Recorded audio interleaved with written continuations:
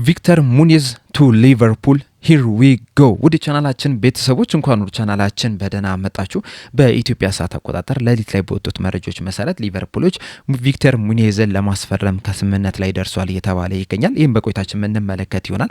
እስከ መጨረሻው ደቂቃ ድረስ አብራችሁ ቆይታችሁ እንድትከታተሉት ያላችሁን ሀሳብ አስተያየትም ኮሜንት ሴክሽን ላይ በመጻፍ እንድታሳውቁኝ፣ ሰብስክራይብ፣ ላይክ፣ ሼር እያደረጋችሁም የቻናሉ ቤተሰብ እንድትሆኑ በአክብሮት እጠይቃለሁ። አሁን በቀጥታ ወደ ብሬኪንግ ኒውስ የምንገባ ይሆናል። አብራችሁን ቆዩ። ሌሊት ላይ በወጡት መረጃዎች መሰረት እነ ፋብሪዚዮ ሮማኖ እና ዴቪድ ኦርንስታይን፣ ፖል ጆይስ እንደዚሁም ሌሎችም ዘጋቢዎች ይዞት በወጡት መረጃ መሰረት ሊቨርፑሎች ቪክተር ሙኒዝን ለማስፈረም ከስምምነት ላይ እንደደረሱ ተዘግቧል። በተለይ ፋብሪዚዮ ሮማኖ ይዞት በወጣው ዘገባ መሰረት ሊቨርፑሎች የ22 ዓመት ወጣት ተጫዋች የሆነውን ቪክተር ሙኒዝን ለማስፈረም ከስምምነት ላይ ደርሷል።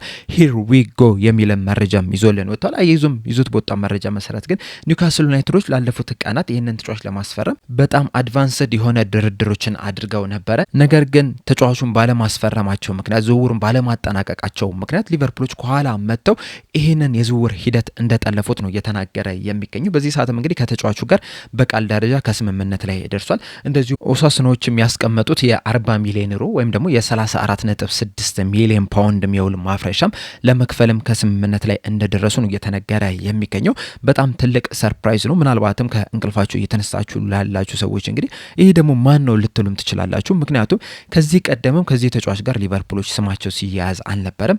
በድንገት ነው ተጫዋቹን ለማስፈረም ከስምምነት ላይ የደረሱት። ከዚህ ቀደም የምታስታውሱ ከሆነ ፋቢኒዮን ከሞናኮ ሲያስፈርሙ ልክ እንደዚህ ነው የነበረው። ከሊቨርፑል ጋር ስሙ ሲያያዝ አላዳመጥነውም። ከዛ በፊትም ሊቨርፑሎች ሊያስፈርሙት ይፈልጋሉ የሚሉ ነገሮችንም አልሰማንም ነበረ። ነገር ግን በድንገት ፋቢኒዮን ከሞናኮ ሲያስፈርሙ መመልከት ችለናል። አሁን ደግሞ ቪክተር ሙኒዝን ከኦሳሱና ለማስፈረም ከስምምነት ላይ ደርሷል።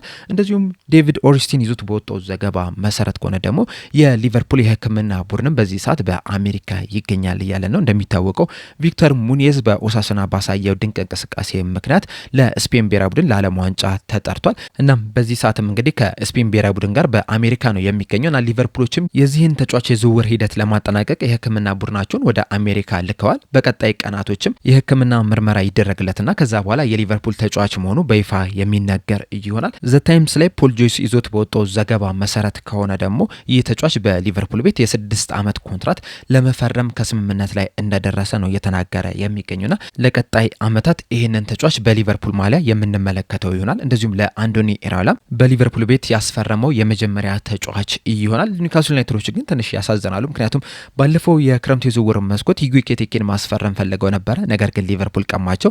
እንደዚሁም አሌክሳንደር ኢሳቅን ማቆየት ፈልገው ነበረ፣ እንደዛም ቢሆንም ሊቨርፑሎች ቀምተዋቸዋል። አሁን ደግሞ ከቪክተር ሙኒዝ ጋር በጣም ላቅ ያለ ድርድሮችን አድርገው ነበረ፣ ለመስማማትም ከጫፍ ደርሰው ነበረ። ነገር ግን ሊቨርፑሎች ከኋላ በመምጣት ይህንን የዝውውር ሂደትን ሊጠልፉት ችሏል። ይህ ተጫዋች እንግዲህ ለሊቨርፑል በተለያዩ መንገዶች ትክክለኛው ተጫዋች ነው ማለት እንችላለን። በመጀመሪያ ደረጃ ሊቨርፑሎች ለዚህ ተጫዋች እየከፈሉ ያሉት 34.6 ሚሊዮን ፓውንድ ብቻ ነው። በዚህ ሰዓት ደግሞ በተለይ በዝውውር ሂደቶቹ ላይ ከተመለከታችሁ ይሄ የዝውውር ገንዘብ የቆሎ መግዣ ገንዘብ ልንለው እንችላለን። ምክንያቱም ተጫዋቾች በዚህ ሰዓት ላይ ከ70 ሚሊዮን ፓውንድ በላይ ነው እየተጠየቀባቸው የሚገኘው። ለምሳሌ አሁን ኤሊት አንደርሰን ከ120 ሚሊዮን ፓውንድ በላይ ነው እየተጠየቀበት ያለው። እንደዚሁም ደግሞ ለአሌክስ ስኮትም ከ80 ሚሊዮን ፓውንድ ነው በላይ እየተጠየቀበት ያለው። ለነ ያንዲ አሜንዴም ከዛ በላይ ነው እየተጠየቀ የሚገኘው። እንደዚሁም ሌሎችም ትንንሽ የሚባሉ ተጫዋቾችን ከተመለከታቸው ራሱ ከዚህ የበለጠ ብዙ ገንዘብ ነው እየተጠየቀባቸው የሚገኘውና ሊቨርፑሎች ለዚህ ወጣት እንደዚሁም ደግሞ በጣም ትልቅ ተስፋ ለተጣለበት ተጫዋች 34.6 ሚሊዮን ፓውንድ ብቻ ነው የሚከፍለው። እንደዚሁም ደግሞ ፕሮፋይሉን ከተመለከትንም ሊቨርፑሎች የሚፈልጉት አይነት ፕሮፋይል ያለው ተጫዋች ነው። እድሜውን ከተመለከትን ገና 22 ዓመቱ ላይ ነው የሚገኘው። በእርግጥ በቀጣይ ወር 23 ዓመቱ ላይ ይገባል። እንደዛም ቢሆንም ግን ገና ወጣት የሚባል ተጫዋች ነው። ሌሎቹንም ያስፈረሟቸውን ተጫዋቾች ስንመለከትም እዚህ እድሜ አካባቢ ያሉ ናቸው። ለምሳሌ አሁን ባለፈው የክረምቱ የዝውውር መስኮት ኢጉ ኤኪቲኬን አስፈርሟል። እሱም በዚህ ሰዓት እንግዲህ 23 ዓመቱ ላይ ነው የሚገኘው። ፍሎሪያን ቪርትስም በተመሳሳይ መልኩ 22 ዓመቱ ላይ ነው የሚገኘው። እንደዚሁም ደግሞ ጀረሚ ዣኬ፣ ጆቫኒ ሊዮንም ከተመለከታችሁ ከ20 ዓመት በታች የሆኑ ተጫዋቾች ናቸውና ሊቨርፑሎች የሚፈልጉት አይነት የእድሜ እርከን ላይ የሚገኝ ተጫዋች ነው። በተጨማሪም በዚህ ሰዓት ለዋናው ቡድን ለሊቨርፑል በቋሚነት መጀመር የሚችል ተጫዋች ነው። እንደዛም ቢሆንም ግን ገና ፐርፌክት ያልሆነ ተጫዋች ነው። ከዚህ በኋላም ማሻሻል የሚገባቸው ነገሮች አሉ። ለማሻሻልም ደግሞ ገና ወጣት ስለሆነ ጥሩ እድሜ ላይ ነው የሚገኘው። ቴክኒካሊም በጣም ጎበዝ ተጫዋች ነው። እንደዚሁም ደግሞ በጣም ፈጣን የሚባል ተጫዋች እንደሆነም ነው እየተነገረ የሚገኘው። ሊቨርፑሎች ደግሞ በተጠናቀቀው ሲዝን ፈጣን የሚባሉ ተጫዋቾች በቡድናቸው ውስጥ እንደሌለ፣ በዛ ምክንያትም ሲቸገሩ እንደነበረ በተደጋጋሚ መመልከት ችለናል። ኮዲ ጋክፖ በጣም ፈጣን የሚባል ተጫዋች አይደለም። መሐመድ ሳላህም የበፊት አይነት ፍጥነት ላይ አይደለም የሚገኘው። ጀረሚ ፍሪምፖንግም በተደጋጋሚ ጉዳት ሲያስቸግረው ነበር። እንደዚሁም ደግሞ ትክክለኛ ተፈጥሯዊ የሚባልም የአጥቂ ስፍራ ተጫዋች አይደለም። እንደዚሁም ፌዴሪኮ ኬዛም ፈጣን የሚባል ተጫዋች ነው። ነገር ግን አሰልጣኙ ብዙ ጊዜ ሲጠቀሙት አልነበረም። እንደዚሁም በዚህ የክረምት የዝውውር መስኮትም ሊቨርፑልን ሊለቁ ከሚችሉ ተጫዋቾች መካከልም አንደኛው እሱ ነውና ሊቨርፑሎች ፈጣን በሚባሉ ተጫዋቾች ረገድ ብዙ ክፍተቶች ነበሩበት። ባለፈው ሲዝን በሊቨርፑል ስኳድ ውስጥ ፈጣን የነበሩት ተጫዋቾች ሪዮ ኦንጎሞና ዶሚኒክ ሶቡዝላይ ብቻ ናቸውና ፈጣን የሚባሉ ተጫዋቾች በስኳድ ውስጥ ብዙ አልነበርም። በዛ ምክንያትም ሊቨርፑሎች ሲቸገሩ ነበርና ያንን ክፍተት ለመሙላት እንግዲህ ቪክተር ሙኒዝን ለማስፈረም ከስምምነት ላይ መድረስ ችሏል። ቪክተር ሙኒዝ በባርሴሎና ላማሲያ እንደዚሁም ደግሞ በሪያል ማድሪድ ካስቴላ የወጣት ቡድኖች ውስጥ ማለፍ የቻለ ተጫዋች ነው። እንደዚሁም ለሪያል ማድሪድም ዋናው ቡድን 2024/25 የውድድር ዘመን ላይ 4 ጨዋታዎችን ማድረግም ችሏል። ከዛ በኋላ ግን 2025 ክረምት የዝውውር መስኮት ላይ ወደ ኦሳሱና መዘዋወር የቻለ ተጫዋች ነው። በኦሳሱናም ባለፈው ሲዝን 36 ጨዋታዎችን ማድረግ ሲችል 7 ግቦችንና 5 አሲስቶችን ማስመዝገብ የቻለ ተጫዋች ነው። እንደዚሁም ቨርሳታይል የሚባል ተጫዋች ነው። በዋነኝነት በግራ ክንፍ ነው የሚጫወተው። ከዛ በተጨማሪም ግን በቀኝ ክንፍ 9 ቁጥር ቦታ ላይ እንደዚሁም ደግሞ የአጥቂ አማካኝ ቦታ ላይ መጮት የሚችል ተጫዋች ነው።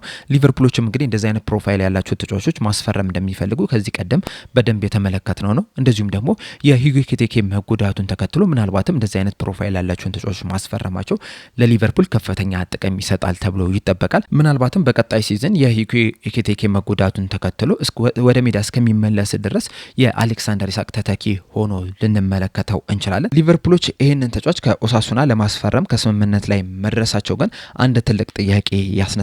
እሱም ደግሞ የኮዲ ጋክፖ የሊቨርፑል ቆይታ ነው። እንደሚታወቀው ላለፉት ጥቂት ቀናቶች እንደዚሁም ጥቂት ሳምንታት ኮዲ ጋክፖ ከሊቨርፑል ሊለቅ ይችላል የሚሉ የተለያዩ መረጃዎችን እየተመለከትን ነው የምንገኘው። በተለይ ደግሞ ቶተናሞች ይህንን ተጫዋች ለማስፈረም ከፍተኛ ፍላጎት አላቸው። ከቶተናም በተጨማሪም እንደነ ባየር ሙኒክ እንደዚሁም ሌሎች ክለቦችም ይህንን ተጫዋች በቅርበት እየተከታተሉት ነው የሚገኘውና ሊቨርፑሎች ቪክተር ሙኒዝን ለማስፈረም ከስምምነት ላይ መድረሳቸውን ተከትሎ ምናልባትም ኮዲ ጋክፖም ክለቡን ሲለቅ ልንመለከት እንችላለን የሚል ስጋት አለ። ነገር ግን የኔ አቋም አሁንም ተመሳሳይ ነው።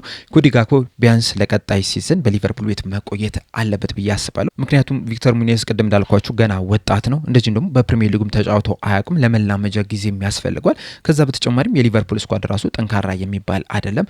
መሐመድ ሳላህ ክለቡን ለቋል። እንደዚሁም ደግሞ ሂጎ ኤኪቲኬም ቢያንስ በትንሹ እስከ ጃንዋሪ ወር ድረስ ወደ ሜዳ አይመለስም። የፌዴሪኮ ኬዛ ቆይታም እስካሁን ድረስ አልተረጋገጠም። እንደዛ ቢሆንም ፌዴሪኮ ኬዛ ቢቆይ እንኳን ራሱ ሊቨርፑሎች ኮዲ ጋክፖን በዚህ ሰዓት ላይ መልቀቅ አለባቸው ብዬ አላስብም። ምናልባት ቪክተር ሙኒዝ ለ1 ዓመት በሊቨርፑል ቆይቶ እንደዚሁም ደግሞ ሂጎ ኤኪቲኬም ከጉዳት ከተመለሰ በኋላ በቀጣይ የክረምት የዝውውር መስኮት ሊቨርፑሎች ኮዲ ጋክፖን ቢሸጡ ትክክለኛ ውሳኔ ሊሆን ይችላል። አሁን ላይ ግን ለሱ ተተኪ ሲያመጡ የፌዴሪኮ ኬዛ የሊቨርፑል ቆይታም ሳይረጋገጥ ሊቨርፑሎች ኮዲ ጋክፖን መልቀቅ አለባቸው ብዬ አላስብም።